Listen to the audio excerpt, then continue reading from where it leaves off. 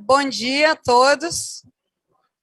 Vamos começar agora, então, o painel em que nós vamos apresentar um estudo sobre uma taxonomia verde ou social ou sustentável para o Brasil. Nós, da Soluções Inclusivas Sustentáveis, a CIS, que é a associação onde eu sou diretora executiva e técnica, fizemos um mapeamento global das taxonomias já existentes no setor financeiro e algumas ainda em elaboração. E, baseados nisso, nas experiências de implementação dessas taxonomias, estamos formulando recomendações para o Brasil. Para quem nunca ouviu falar nisso, né, deixa eu explicar primeiro, antes de mais nada, o que é uma taxonomia verde, social ou sustentável. Taxonomia, todos nós estudamos na escola, é uma classificação, né? Nesse caso, é uma classificação de atividades econômicas quanto aos seus impactos ambientais ou sociais, e, obviamente, quando a gente fala de impactos ambientais e sociais, isso inclui temas climáticos.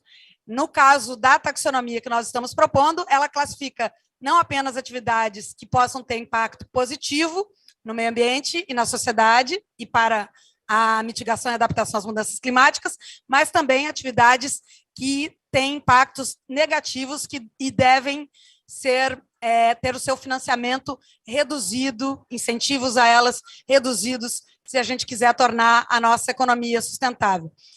O sistema financeiro no mundo todo tem elaborado essas taxonomias justamente como uma grande estratégia de tornar a economia sustentável, já que 2/3, em média, em alguns países a proporção é ainda maior, 2/3 das atividades econômicas são financiadas via setor financeiro. Eu estou olhando para trás toda hora para ver se eu encontro meus slides, mas enquanto eu não vejo os slides, né, eu vou apresentar nossos convidados. A gente tem a Bruna Araújo, que é gerente de sustentabilidade da Associação Brasileira de Desenvolvimento, a BDE, que madrugou lá em Brasília hoje para participar desse encontro com a gente.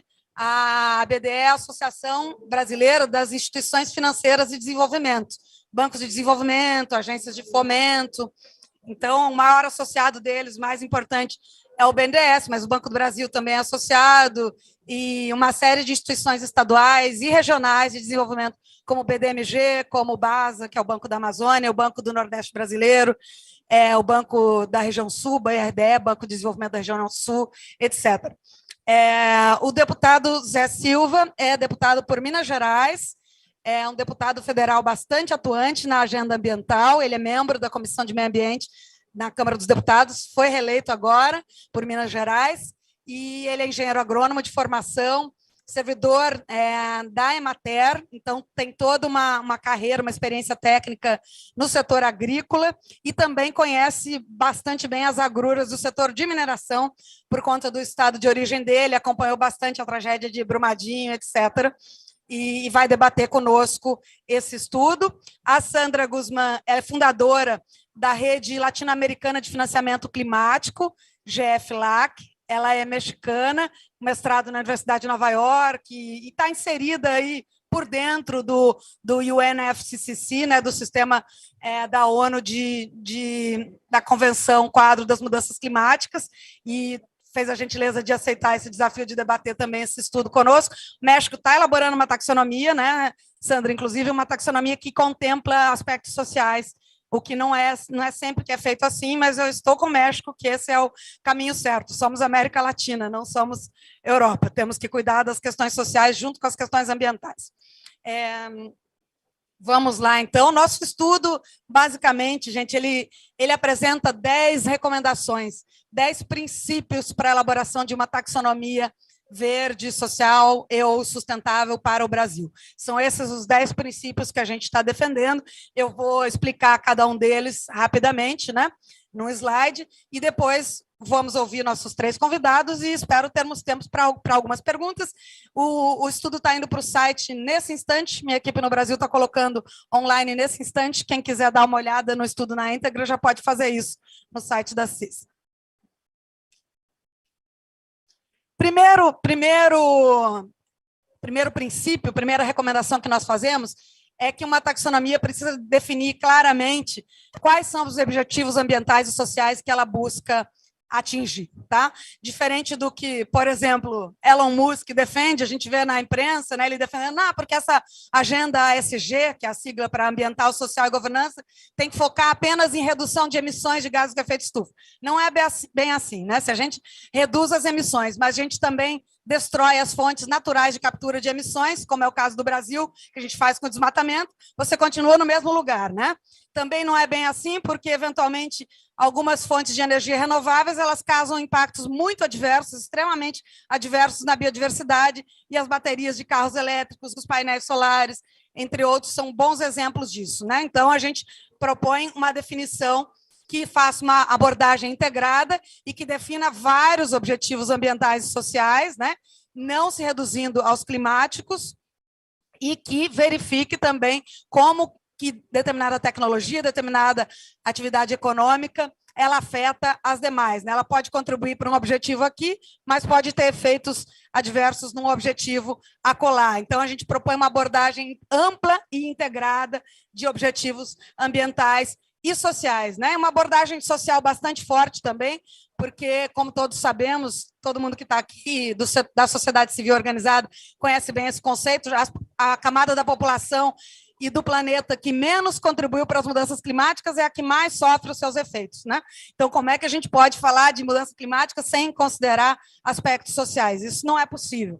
Então, a gente também considera que o grande respaldo científico para a nossa propositura é o relatório conjunto do IPBES e do IPCC, publicado em junho do ano passado. Foi a primeira vez que esses dois painéis científicos publicaram um relatório conjunto, abordando de maneira integrada clima e biodiversidade, dizendo que se a gente tratar dos dois objetivos de forma separada, na verdade, um pode atrapalhar o outro, sendo que, na verdade, a crise climática está intimamente ligada à crise da biodiversidade e vice-versa, né? Porque desastres climáticos também destroem a biodiversidade e mudanças nos padrões climáticos também destroem a biodiversidade, além dos efeitos para as nossas economias e para a nossa população. Está rebelde aqui. Help. Bom, enquanto ele não passa, eu começo a falar. A segunda abordagem o segundo princípio tem diretamente a ver com o primeiro, que é a abordagem integrada desses objetivos. Além de você enunciar diversos objetivos ambientais e sociais, é preciso garantir que, ao endereçar um objetivo, você não prejudique o outro. Na taxonomia da União Europeia, eles chamaram isso de princípio do no significant harm, é o princípio de não causar impactos, não causar danos significativos, né? Eu já dei alguns exemplos aí quando eu falei da energia solar, e haveria muitos outros, então é preciso ter essa abordagem integrada e mapear, medir mesmo, por indicadores objetivos, quais são os impactos positivos e os impactos adversos causados para todos os objetivos ambientais e sociais, para se assegurar que, para entrar na taxonomia verde, para ser classificado como atividade de impacto positivo, o saldo efetivamente é positivo do ponto de vista ambiental e social, e não é algo que resolve um problema e cria alguns outros, né? Não pode nem ser equivalente. Então, a gente propõe a consideração do ciclo de vida dos produtos e serviços que forem avaliados para efeito de classificação nessa taxonomia. E, na verdade, eu coloquei essa referência importante, publicada já há mais de 7 anos pela UNEP-AFAI, que é a iniciativa financeira... Falhou, né?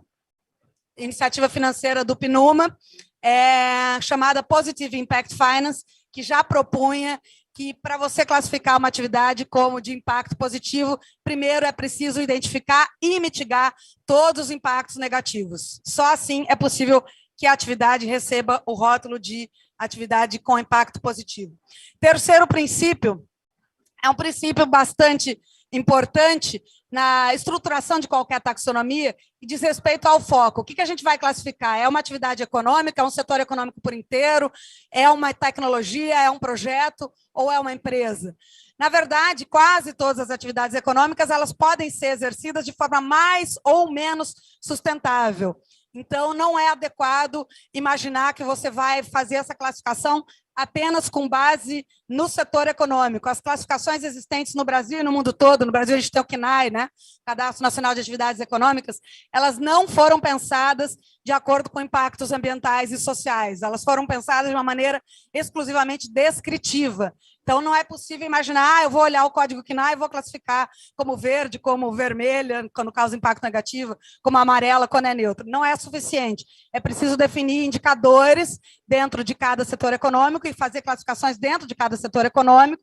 É preciso identificar também tecnologias transversais, tecnologias para maior eficiência energética, que podem ser usadas por vários setores econômicos, para maior eficiência hídrica, para setores econômicos que consomem muita água, tecnologias para melhor gestão de resíduos, tecnologias para reduzir o uso de matéria-prima, de insumos, para diversos setores econômicos. Então, é preciso mapear atividades, setores econômicos, mas mapear também tecnologias, e é preciso também, para uso do setor financeiro, definir alguns indicadores mínimos em nível de empresa, porque, eventualmente, isso já está acontecendo no mundo, no Brasil e no mundo. Você tem empresas cuja atividade, como um todo, ela é danosa, claramente danosa ao meio ambiente, ela tem um projeto lá de eficiência energética ou de limpar a sua matriz energética, e ela emite um título verde, por exemplo, né?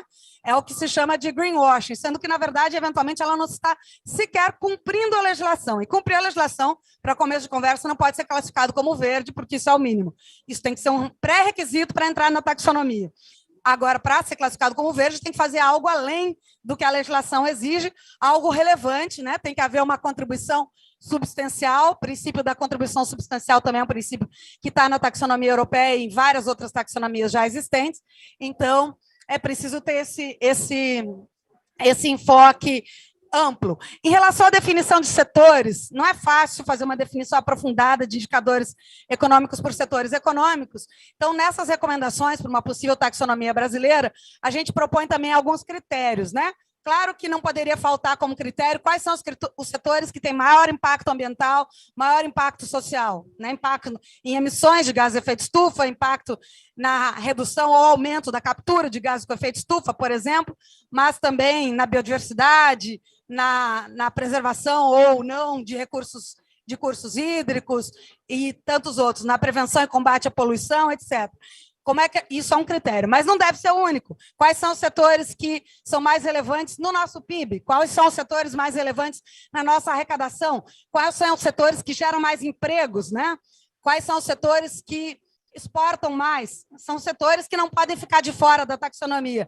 A gente tem que esverdear esses setores também, a gente tem que definir padrões para essas atividades econômicas serem exercidas de forma mais sustentável. Esses setores, os portfólios, as carteiras de crédito, as carteiras de investimento, de bancos, de investidores no Brasil e no mundo, estão cheias de títulos emitidos por empresas que atuam nesses setores. Então, eles não podem ficar de fora, tá? Alguém até pode pensar, mas a gente tinha que olhar só para os setores verdes. Setores verdes, bem verdinhos mesmo, eles são ainda um percentual muito, muito pequeno da nossa economia.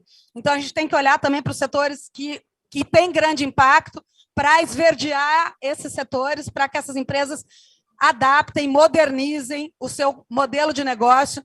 E quando a gente coloca indica como elas podem fazer isso, automaticamente elas vão ter mais acesso a capital.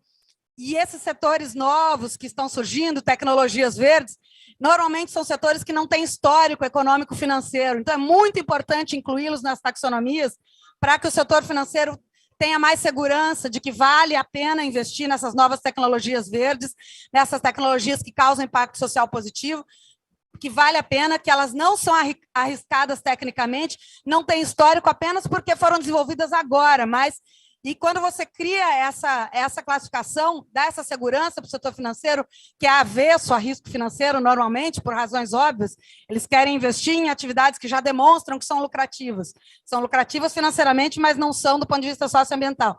E quando você dá esse carimbo, inclui essas atividades novas na taxonomia, você possibilita que essas atividades ganhem escala, né? E a partir do momento que vão afluir mais capitais para elas, mais crédito, mais investimento para elas, aí o custo, que hoje pode ser alto, vai cair, né? Porque você cresce o volume e o custo vai cair, a gente pode aumentar essas atividades que hoje são um nicho, são muito pequenininhas na nossa economia, elas podem ganhar escala, porque justamente o setor financeiro percebe que elas estão na linha de que nós precisamos seguir para tornar nossas economias sustentáveis. Então, muito importante olhar no macro e no micro, né? Olhar as atividades mais relevantes, setores econômicos mais relevantes hoje, como torná-los mais sustentáveis, e olhar para esses que são novos, mas precisam crescer para que a nossa economia vá para o rumo que nós todos precisamos. E para olhar para esses setores econômicos tradicionais, a gente tem que identificar quais são os indicadores-chave de desempenho, né? Quais são os setores que consomem mais energia, consomem mais água, que têm mais impacto no uso do solo, que têm mais impacto em termos de poluição, quais são os setores que têm mais riscos para a saúde e segurança do trabalho, têm mais riscos e impactos nas comunidades tradicionais, ou mesmo nas comunidades vizinhas, quais são os setores que oferecem mais riscos e impactos para a saúde, para a segurança do consumidor. Então, identificar todos esses indicadores, dar peso a cada um deles, porque aí é possível classificar as atividades econômicas e as empresas de acordo com aqueles indicadores que são, de fato, relevantes em cada setor econômico. No semestre que vem, a CIS vai aprofundar esses nossos estudos, justamente começando a mapear os indicadores-chave de desempenho por setor econômico no Brasil, tá? Usando os setores econômicos mais relevantes no Brasil como ponto de partida. O quinto princípio, eu já falei sobre ele, na verdade, quando eu disse que era preciso mapear atividades econômicas, né? Eu já fiz uma primeira aproximação a ele, quando eu disse que é preciso mapear atividades econômicas, tecnologias e projetos, né? E quando eu falo de projetos, também projetos de infraestrutura, que criam atividades que têm prazo definido no tempo, né? Fazer a reforma de um edifício para melhorar a sua eficiência energética, por exemplo, não é uma atividade econômica, é um projeto. Construir uma usina eólica é um projeto também, né? Infraestrutura sustentável. E é preciso definir indicadores objetivos de impacto para poder classificar essas tecnologias como mais ou menos verdes, né? Como mais ou menos adequadas a essa transição econômica que nós precisamos gerar. Dentro dessa classificação, nós propomos algo que, por exemplo, a taxonomia europeia não faz. Na verdade, nenhuma taxonomia oficial existente no mundo hoje ainda faz, mas baseado numa noção mínima de proporcionalidade, que é a classificação de grau de benefícios, né? Se a gente olhar para a taxonomia europeia, vocês vão ver que lá você está classificada no mesmo, todas estão classificadas como verde, a produção de energia via gás natural, que é combustível fóssil, e a produção de energia solar, eólica, todas as modalidades de eólica, biogás, né, que contribui também para a mitigação da poluição, porque você reduz resíduos, usa resíduos orgânicos, tudo é classificado numa mesma categoria, porque ela é uma classificação binária.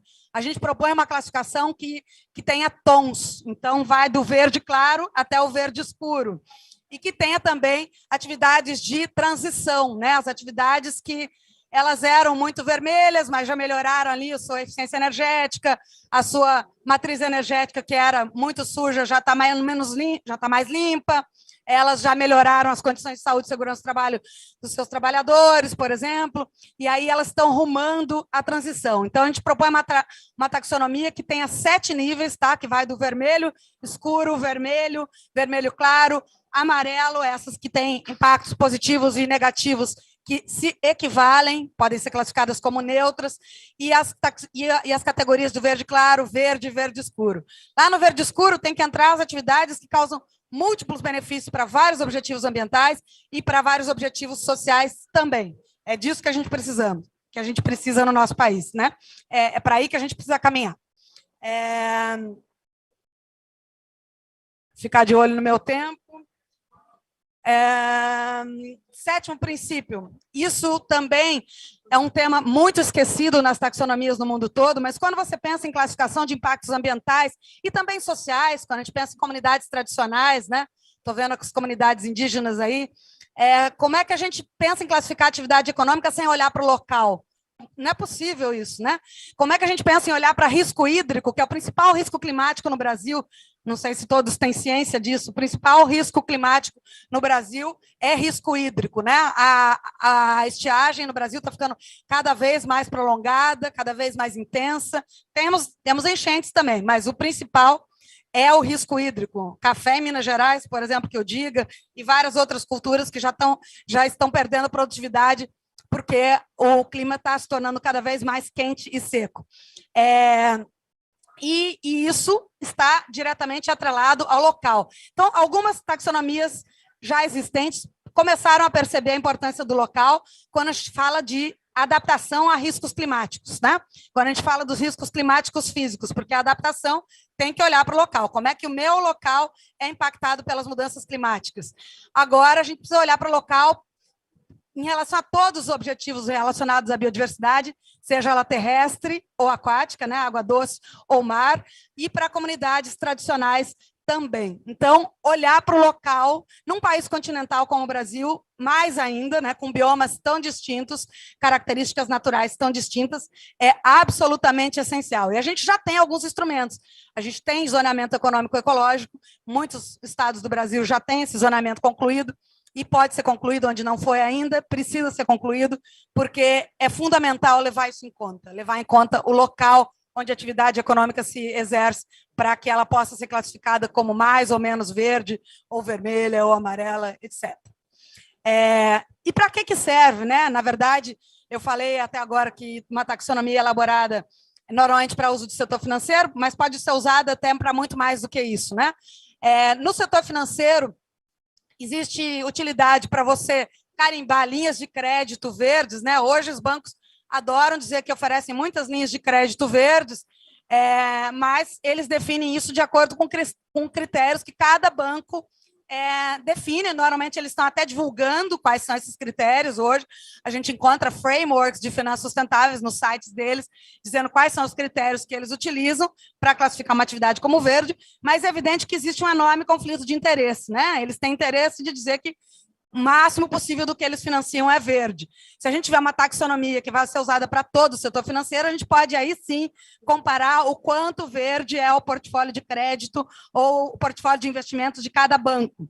A gente também pode comparar o quanto verde é, ou quanto vermelho é o portfólio de cada investidor, de cada seguradora, de cada fundo de pensão, de cada entidade de previdência privada aberta. Então, a gente pode realmente olhar como é que estão, em termos de riscos e de impactos ambientais, as carteiras, né, as atividades econômicas que as instituições financeiras estão financiando. O regulador financeiro pode olhar para isso e ver como é que isso está se disseminando, inclusive do ponto de vista macro, né, do ponto de vista de estabilidade econômica do Brasil, da sua resiliência a riscos climáticos, riscos de biodiversidade e também a riscos sociais.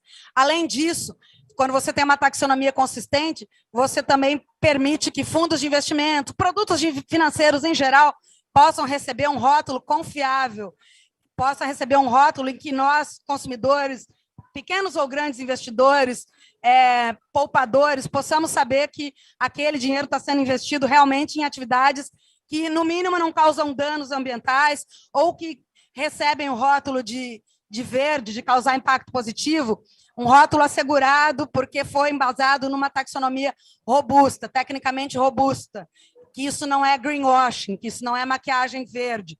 Então, isso também é uma utilidade grande da taxonomia, né? Olhar, ter a visão macro, mas também ter a visão micro para qualquer usuário de serviços financeiros. Também é possível utilizar para políticas públicas, né? Na União Europeia, por exemplo, a taxonomia já existente, que não está completa, mas a fase climática já foi concluída para a maior parte dos setores econômicos, embora não inclua ainda a agricultura. Essa taxonomia já está previsto que ela vai ser usada também para fins tributários. No European Green New Deal já está previsto que ela vai também ser usada, porque não sei se todos sabem, mas hoje ainda no Brasil e no mundo, a produção de combustíveis fósseis recebe múltiplos benefícios tributários, múltiplos. Nós, contribuintes, estamos pagando para incentivar a produção de energia suja, de combustíveis sujos, né? E para piorar o problema das mudanças climáticas no mundo todo. Não é só no Brasil. Opa!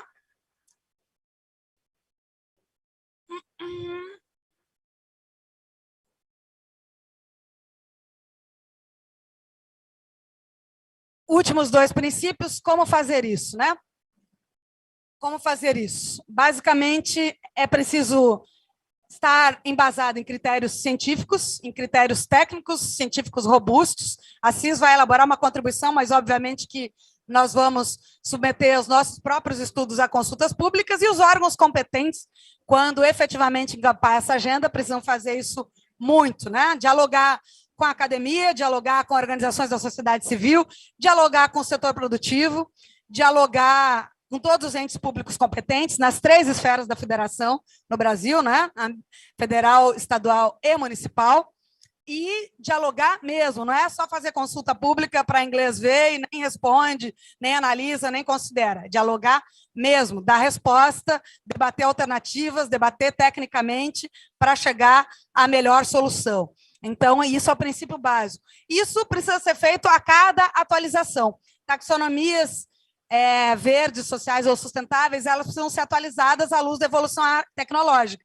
Eventualmente, hoje, não existem tecnologias capazes de mitigar todos os impactos negativos de uma atividade econômica X, mas amanhã ou depois vai existir, né? Barragem de mineração, há pouco tempo atrás, alguns anos atrás, era a única forma, era a principal forma de destinação de rejeitos. Existem já há alguns anos destinação de rejeitos a seco, muito mais seguras, né? Daí não ocorre o risco de rompimento de barragens com as tragédias que a gente tem assistido no Brasil, por exemplo. Então, existe tecnologia para isso. Tem um custo mais alto, claro, né? Sempre tem uma motivação econômica, mas existe muita alteração muito rápida para vários setores econômicos que precisam ser incorporadas nas taxonomias. Alguns países já colocam lá uma definição, que a taxonomia vai ser atualizada a cada 2 anos, 3 anos. Eu considero isso inadequado. Não tem que esperar 2, 3 anos. De repente, amanhã, lançou uma taxonomia hoje, daqui a 6 meses, surgiu uma tecnologia que pode ter um impacto brutal aí na redução de impactos negativos de uma atividade econômica qualquer, muito relevante para o país. Por que tem que esperar 3 anos para incluir na taxonomia? Não, tem que ter atualização constante, tem que ter mecanismos, canais de diálogo constante para incorporar as atualizações tecnológicas e essas novas tecnologias verdes serem incorporadas de imediato. Tem que ter uma análise técnica, né? Não é a incorporação automática, uma análise técnica robusta, e já atualiza. E o setor econômico, né, o setor financeiro já começa a utilizar, as políticas públicas já começam a incorporar também. É isso. A gente pode aprofundar aí o debate com vários exemplos, mas claro que eu tenho que deixar espaço aqui para os meus convidados e convido vocês a lerem o estudo por inteiro nesse link.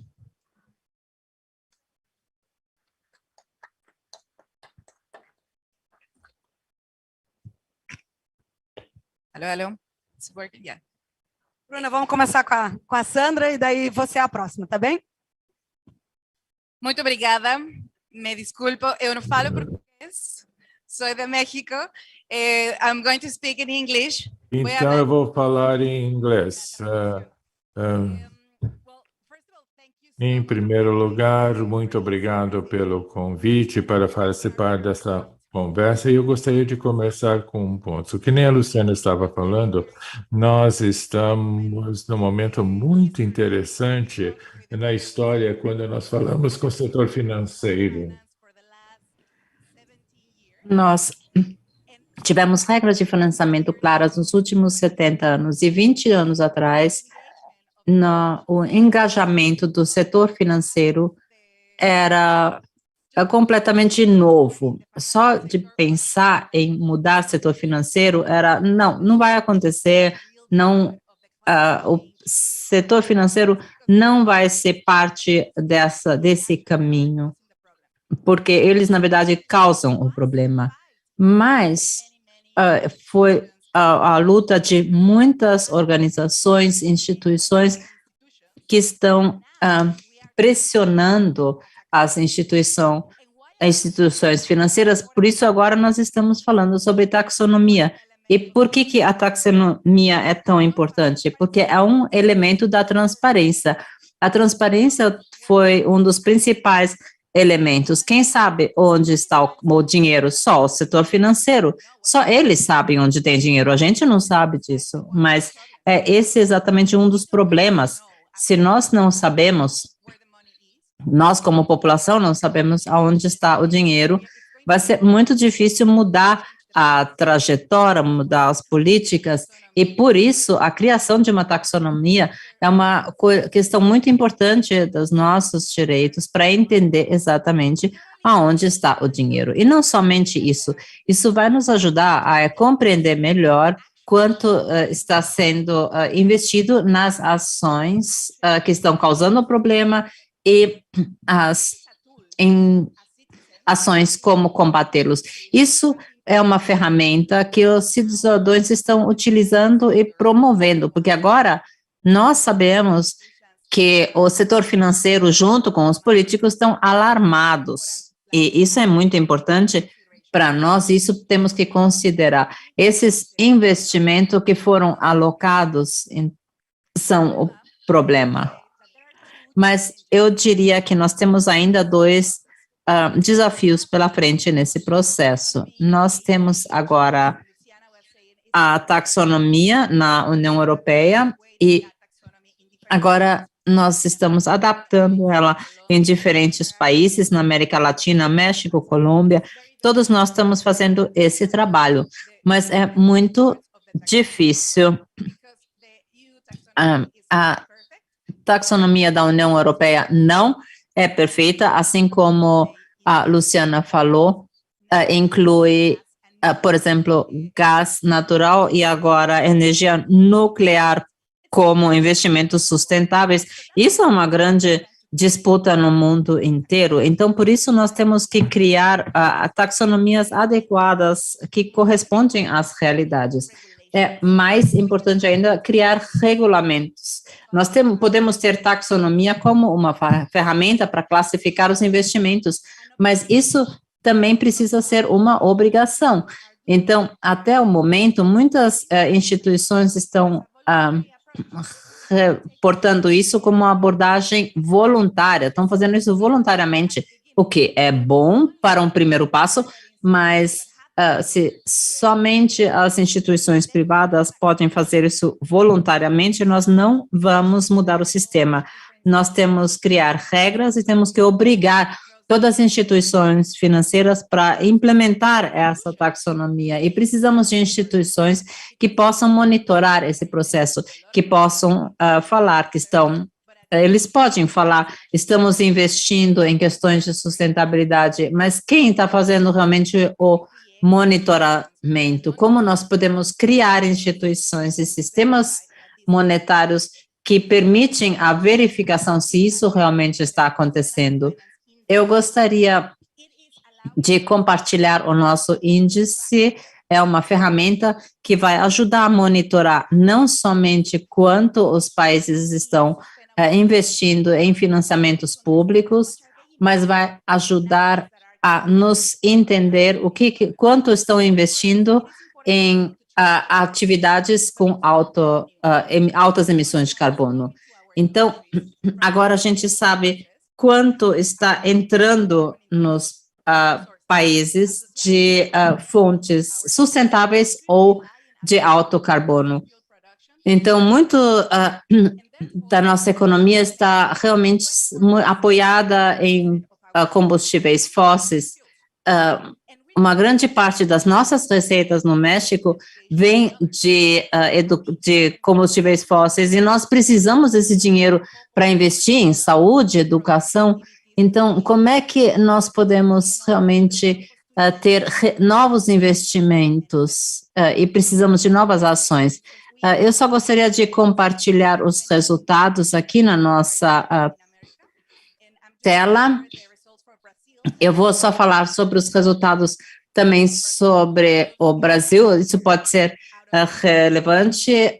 O Brasil melhorou, já está na posição 6 de 200 países. Então, o Brasil é um dos principais destinatários de financiamentos climáticos internacionais. Então, recebe recursos de cooperações internacionais. Talvez vocês perguntem agora, e cadê esse dinheiro? Mas essa vai ser uma tarefa para vocês. Então, o Brasil recebe do total, o Brasil recebe 20% que é relacionado a mudanças climáticas. Todas as agendas estão presentes, mas 20% para mudanças climáticas. Quanto da receita total é relacionado a atividades de 0,82 é relacionado a atividades com alto índice de carbono, mas no Brasil nós temos muitas limitações com dados, os dados não estão disponíveis de forma adequada para fazermos essa análise. Então, nós fizemos o trabalho, mas temos ainda questões de transparência. O que o Brasil gasta para gastos públicos em atividades de alto carbono é 0,43% e 0,01% a projetos sustentáveis. Quer dizer, 0,01% de todo o orçamento está indo para ações sustentáveis. Novamente, as informações não estão muito bem organizadas, então nós não temos taxonomia, nós não temos a possibilidade de rastrear as informações. Por isso, nós apreciamos muito essa iniciativa de criar a taxonomia no Brasil, porque isso vai nos ajudar não somente a intensificar a alocação de recursos, mas vai nos ajudar a tomar decisões melhores. Nós temos realmente que fechar essa lacuna de ver quanto que é investido em atividades sustentáveis e o que está sendo investido em atividades de alto carbono. Então, o Brasil está recebendo muito para melhorar a situação de carbono, mas isso não vai ajudar. Muito obrigada, Sandra. Bruna Araújo, gerente de sustentabilidade da Associação Brasileira de Desenvolvimento. Agradeço duplamente a parceria de sempre. Bruna madrugou lá em Brasília para estar conosco. Obrigada, Luciane. Bom dia. Boa tarde para vocês, né? Bom dia aqui do Brasil. Vocês me escutam bem? Tá tudo certo? Perfeito. Estamos ouvindo bem. Perfeito, obrigada. Bom, Luciane, queria agradecer o convite novamente, né, para a BDE participar dessa discussão. Acho que é uma discussão muito relevante e que o Sistema Nacional de Fomento, como a Luciane falou, né, a BDE, Associação Brasileira de Desenvolvimento, ela reúne as instituições financeiras de desenvolvimento. Então, de fato, todas as instituições que compõem o Sistema Nacional de Fomento, elas têm como mandato principal a contribuição para o desenvolvimento e para o desenvolvimento sustentável, né? Então, para a gente, para essas instituições, essa discussão ela é ainda mais importante, ela é ainda mais urgente, né? Então, de fato, a gente tem tentado trazer esses conceitos de taxonomia, trazer esse enquadramento de portfólio, enfim, para poder ajudar as nossas instituições a demonstrarem a relevância delas, e é o que a Sandra comentou, né? Sobre para onde o recurso está indo, como é que a gente faz o mapeamento, o tracking desse recurso. Antes de falar mais geral sobre o estudo, acho que o estudo da CIS, mais uma vez, traz uma contribuição importante para a gente. A CIS também já trabalhou aqui com a gente na BDE, numa classificação pensando, em riscos climáticos, né? O Banco Central publicou uma nova regulação para o monitoramento e a gestão dos riscos sociais, ambientais e agora climáticos, e agora também climáticos. Então, é importante que a gente, né, também discuta a taxonomia, porque seria o outro lado dessa discussão, além dos riscos, como é que a gente faz o investimento do portfólio e faz o enquadramento dessas atividades. Bom, na BDE, nas instituições financeiras de desenvolvimento, a gente tem um trabalho importante, acho que ressoa muito com o que a Sandra falou, que é uma metodologia de alinhamento do Sistema Nacional de Fomento aos ODS. A gente usa muito essa linguagem dos Objetivos de Desenvolvimento Sustentável, porque a gente entende que é uma linguagem que se adequa ao mandato dessas instituições. Então, se você pensar nos ODS, a finalidade deles é a finalidade dessas instituições financeiras de desenvolvimento. Acho que tudo é uma questão de como da narrativa, né? Acho que falta, talvez, o entendimento, a gente tem trabalhado em aumentar esse entendimento de que as atividades dessas instituições já são atividades ligadas aos ODS, e como é que a gente faz esse link, né, entre o meu portfólio e o ODS 5, o ODS 6, enfim, minha contribuição para a equidade de gênero, para a redução de desigualdades, e assim por diante. Então, Bom, a Luciane falou sobre uma taxonomia que inclua não só, né, objetivos climáticos, mas também sociais. Isso a gente reforça muito aqui na BDE. Acho que a gente conversou falando sobre PR-SAC, né, sobre o gerenciamento de riscos sociais, ambientais e climáticos.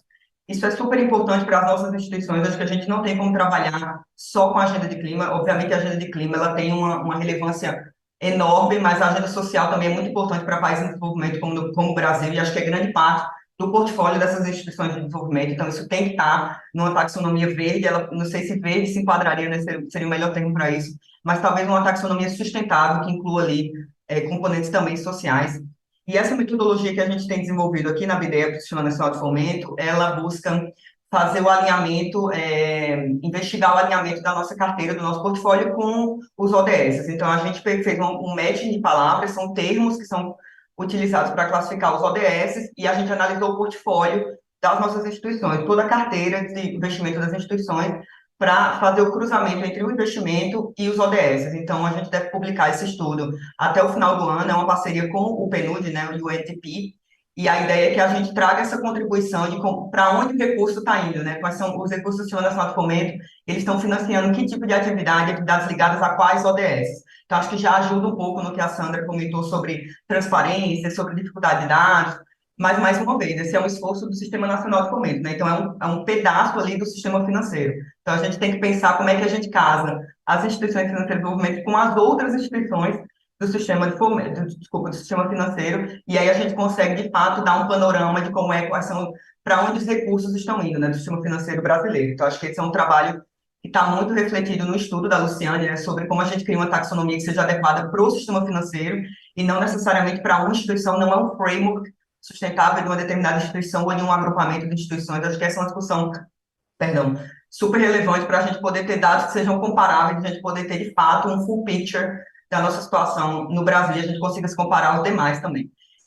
Então, eu queria, né, dar essa contribuição da BDE, falar sobre essa metodologia que a gente tem desenvolvido, e, além disso, a gente tem trabalhado com as nossas instituições, dentro das instituições, para trazer essa lógica dos ODS, para a incorporação dos ODS no enquadramento de carteira dessas instituições. Então, a gente tem um projeto hoje, onde a gente já implementou 10 pilotos, somos 33 instituições, a gente fez 10 pilotos, entramos nas instituições e trouxemos uma metodologia de enquadramento de carteira. Então, a ideia é que você observe o seu portfólio e você consiga fazer uma análise. Aquela determinada atividade de financiamento ou fomento, ela se enquadra, ela impacta qual ODS? Digamos, ODS 6 de água potável. Ok, mas esse é o efeito positivo. Qual seria o efeito negativo? Mais um ponto que a Luciane trouxe no relatório, né, no estudo, a necessidade da gente ter o efeito líquido, né? Então, isso a gente tem tentado promover aqui na BDE também, que, na verdade, quando você faz o enquadramento da atividade, ela também considere os impactos negativos para determinado ODS. A gente sabe que nem toda atividade tem só resultados positivos, de fato, a gente tem que pensar ali num efeito líquido para poder classificá-la. Então, esse é um trabalho que a BDE também tem feito, de entrar nas instituições, fazer essa análise de carteira e trazer para eles, olha, tem essa contribuição para os ODS A, B ou C positiva, mas também tem essa contribuição negativa, e como é que a gente pode trabalhar nessa mitigação? Seja mitigando no próprio segmento, né, no próprio setor econômico que a gente está financiando, ou fazendo uma mitigação cruzada, digamos assim. Você continua investindo naquele setor, mas você consegue mitigar esse efeito negativo, aportando ali, investindo em outros setores que trariam algum impacto positivo. Então, a gente tem que analisar como a gente pode fazer isso, dar essas soluções, essas possibilidades para essas instituições. Eu acho que, assim, a questão de atividades de transição é bem importante. A gente sabe que o Brasil, por exemplo, tem várias instituições aqui que têm uma carteira quase que predominante no agronegócio. A gente sabe que o agronegócio tem impactos negativos para a emissão de gás de efeito estufa. Como é que a gente consegue, né, adotar práticas sustentáveis dentro do agro, continuar investindo num setor que tem uma predominância importante, uma vocação econômica importante dentro do país, mas que a gente consiga trazer também uma ideia de transição, ou seja, esverdeando aquele segmento ou trabalhando em outros segmentos que possam, talvez, ali, equilibrar aquele portfólio. Então, isso a gente tem tentado trazer para a realidade das nossas instituições. A Luciane trouxe muito bem quando ela falou que a gente tem desde o BNDES, que é um banco federal, é o maior banco, né, de desenvolvimento que a gente tem no Brasil, até agências de fomento de menor porte, que trabalham só circunscritas a um determinado estado no Brasil. Então, a heterogeneidade desse sistema ele é muito, muito grande. Então, qualquer metodologia, qualquer taxonomia que a gente cria, ela tem que levar em consideração essa heterogeneidade, ou então ela não vai ter aderência ela não vai ter adesão, as pessoas simplesmente não vão conseguir implementá-la pela dificuldade em se enxergar nessa taxonomia. Outro ponto importante do estudo da CIS, considerações locais. A gente trabalha aqui com instituições, como eu falei, federais, regionais ou estaduais, então se a gente não faz essa consideração local, é muito difícil, mais uma vez, ter aderência dessas instituições, pensando ali numa taxonomia voluntária, é muito difícil ter aderência se ela não se vê naquela realidade, né, se ela não consegue adaptar aquela taxonomia ao estado no qual ela está inserida e ao tipo de vocação econômica de atividades daquele estado. Então, isso é também algo que a gente tem tentado trazer nas metodologias que a gente vem tentando desenvolver aqui na BDE. Então, acho importante que na nossa discussão sobre taxonomia, seja ela obrigatória, seja ela mandatória, seja ela voluntária, eu acho que é importante que a gente sempre traga a questão da consideração das necessidades locais. Um ODS que é mais relevante para um determinado estado, talvez não seja para outro estado, e acho que isso faz parte também do que a Luciane comentou sobre a gente criar pesos ali na hora dos KPIs, então pensar nos setores econômicos e qual o peso que ele teria dentro de uma determinada taxonomia, se ele vai para o verde escuro, para o médio, para o verde, para o vermelho, acho que essas considerações são importantes também. Então, acho que, assim, essa proposta da CIS, ela me parece bastante abrangente, a gente sair do binário e ir para uma classificação um pouco mais fluida e que considere essa necessidade de transição. Estamos falando, mais uma vez, de países em desenvolvimento, acho que são países que ainda têm um caminho grande a perseguir, então é importante que a taxonomia, ela reflita essa necessidade que a gente tem temporal também, né, de time.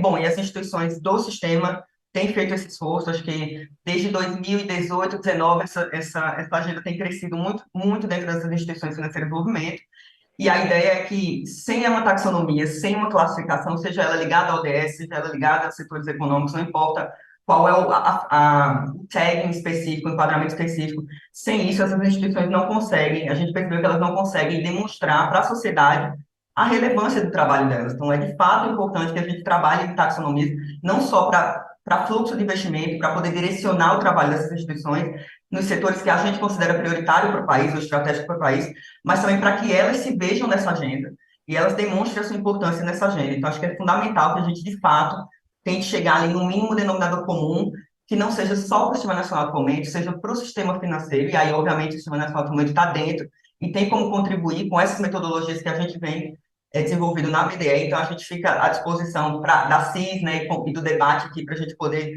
especificar um pouco mais o detalhamento dessas metodologias, mas é um trabalho que a gente tem tentado evoluir. Acho que discussões como essa só ajudam a gente a fazer com que as instituições percebam a necessidade e a urgência, não só das instituições, mas também o regulador, o poder público veja a relevância dessa discussão e ajude a gente também a chegar naquele mínimo denominador comum que a gente consiga, de fato, implementar e aí a gente possa reportar da maneira correta, né? Então, primeiro, acho que eu passei um pouquinho do tempo, mas obrigada novamente, Luciane, o deputado Zé Silva, a Sandra, é um prazer conhecer vocês e eu fico à disposição aqui para o debate.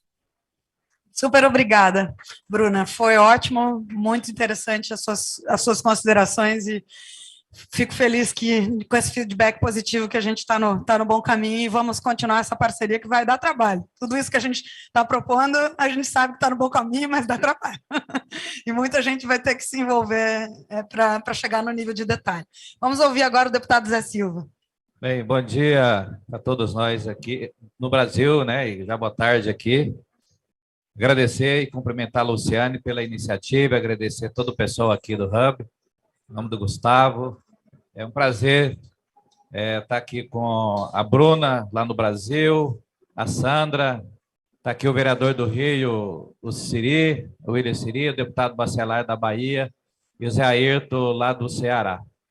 Bem, tem um escritor brasileiro que ele escreveu no Grande Sertão Veredas que eu não sei de quase nada, mas desconfio de tudo, né? Então, esse tema é muito novo. E, para nós, é uma honra muito grande. Eu, como agrônomo, extensionista, que atuo com reforma agrária, agricultura familiar, poder ter tudo que um parlamentar precisa, que é uma demanda legítima, e que ela seja começada pela porta de entrada, que é o parlamento. Eu acho que isso é um ponto fundamental, porque se vier do Poder Executivo, claro que vai para ser debatido. E essa arena aqui, especialmente uma arena aqui da sociedade civil. Um ponto fundamental, em qualquer nação, a lei ela precisa ser a mais simples, a mais objetiva e a mais execuível possível. Por isso, É uma notícia já boa nossa aqui, é um tema novo e importante, que o senador Jacques Wagner vai estar chegando aqui também hoje ou amanhã, e nós estaremos apresentando já no Congresso Nacional, na Câmara dos Deputados, junto com o Bacelar, o Zé Ayrton e com o senador, um projeto de lei para ser o primeiro embrião para efetivamente, Luciane, nós temos lá os princípios, os critérios, assim como outras inovações, por exemplo, o 5G chegando no Brasil. Eu fui o relator com muita preocupação para que todo esse aparato, esse regulamento, que seja um marco regulatório, ele não pode também aumentar as diferenças. Eu já, quando o projeto de lei, analisando, estudando, para que ele seja bastante sinalizador de diretrizes e princípios, para que na regulação ele venha ser um ponto de reduzir as desigualdades. Eu trabalho muito também com projetos e políticas públicas voluntárias, mas, como disse aqui a Sandra, voluntário, mas não pode ser à vontade, tem que ter travas. Então, esse é um ponto também, o Luciano, que foi muito feliz, todos que participaram da elaboração dessa construção da minuta do projeto de lei, para que mesmo voluntário tenhamos travas. Eu vou citar 2 setores. Eu estou atualmente e acompanhei toda a tragédia de Brumadinho como presidente da comissão e pude ver, inclusive, um estudo de uma universidade de Minas Gerais e brasileira, se a mineração, e assim como outras atividades, se é dádiva ou maldição. Então, depende da maneira com que nós vamos fazer isso. O outro setor muito importante é o agro, né? O agro, nós temos no Brasil 84,5% dos agricultores são de agricultura familiar. E também, como atua na rastreabilidade, tem que tomar cuidado, como o café. Nós criamos um programa de certificação e como um programa de revitalização do Rio São Francisco, o rio mais importante do Brasil. Não adianta aplicar práticas conservacionistas, dar certificado se as populações ribeirinhas estão ali entrando para o mapa da pobreza.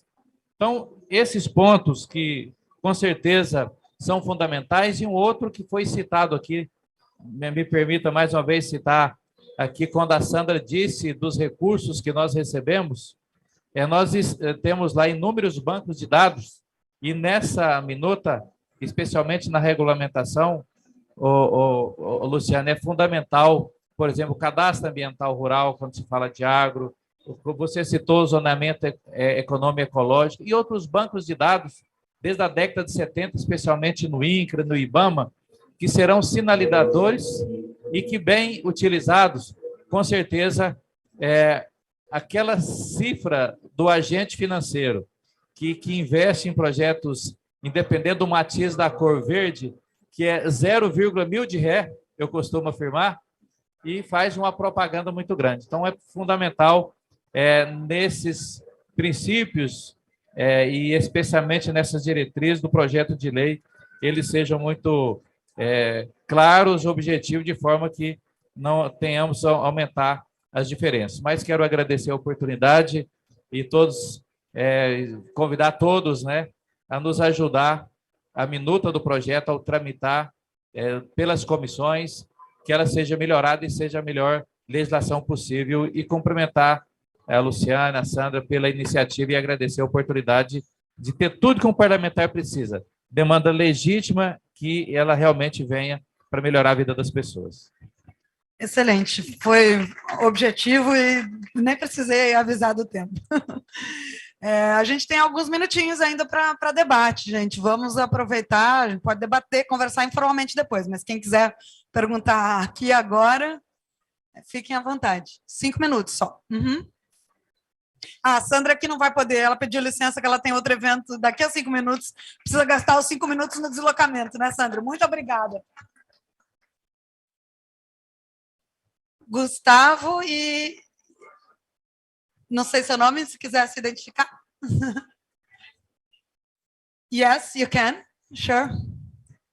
Hi everyone, my name is Abdel Douglas. I'm from Alô, meu nome é Abdel Douglas, em Panamá. Estou trabalhando no desenvolvimento de uma taxonomia para o Panamá.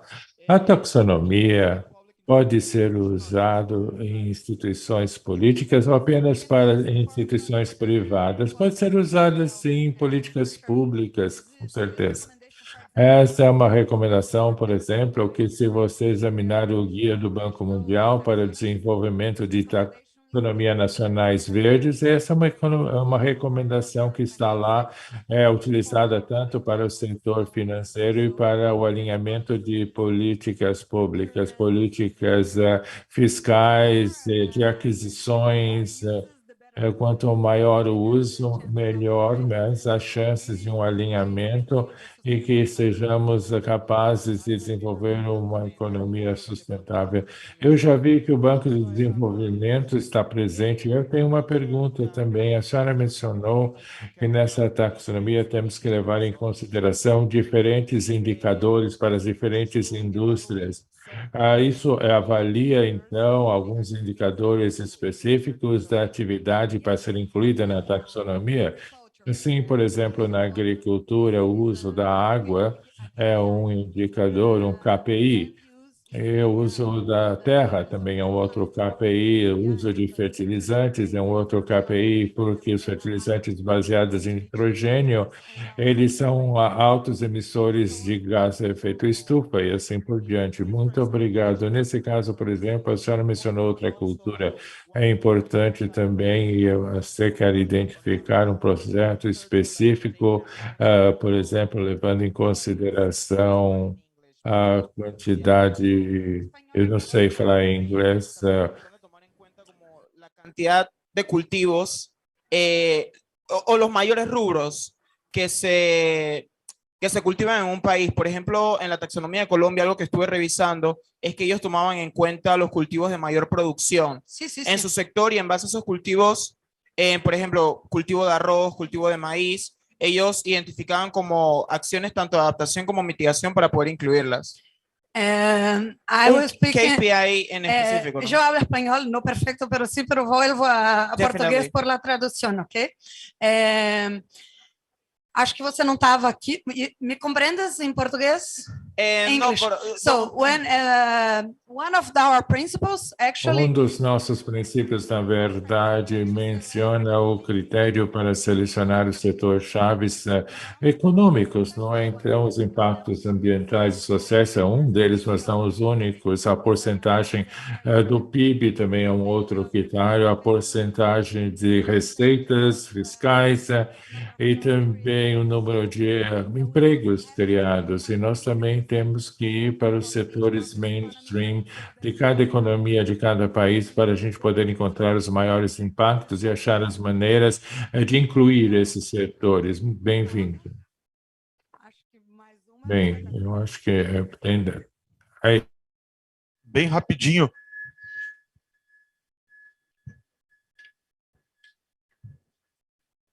Bem rapidinho, não. Você mesmo mencionou, acho que na sua fala, a questão dos subsídios, por exemplo, a combustíveis fósseis. A pauta da reforma tributária é a grande pauta de reformas estruturais que está pendente e é uma das grandes causas, inclusive estruturais, das desigualdades no Brasil, porque quem ganha mais paga menos hoje, né? Porque a gente tem muito tributo sobre consumo e pouco sobre renda, né? Não tem sobre dividendos e tal. patrimônio.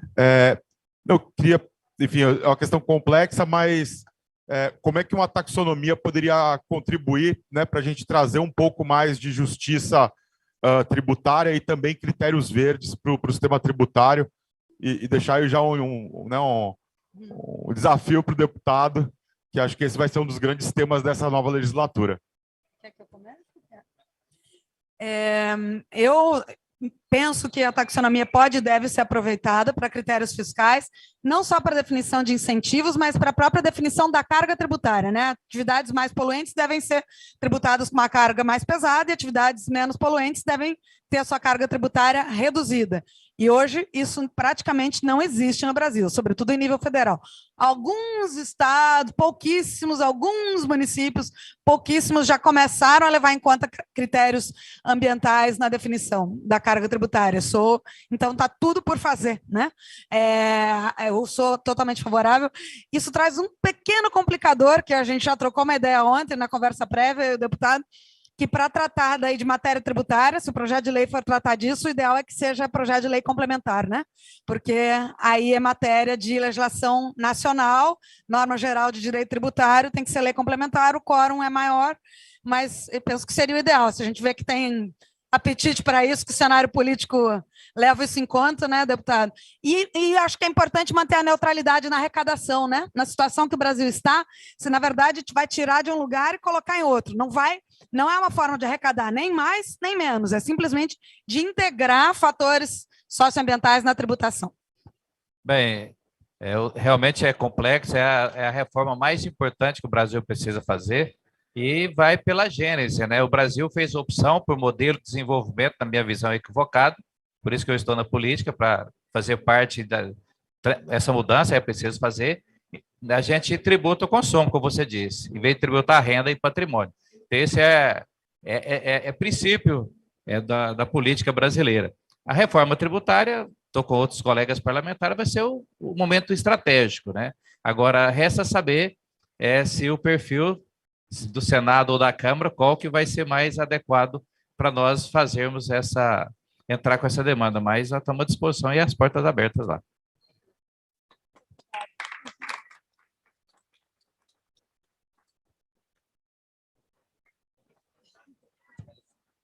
A gente tem que desocupar.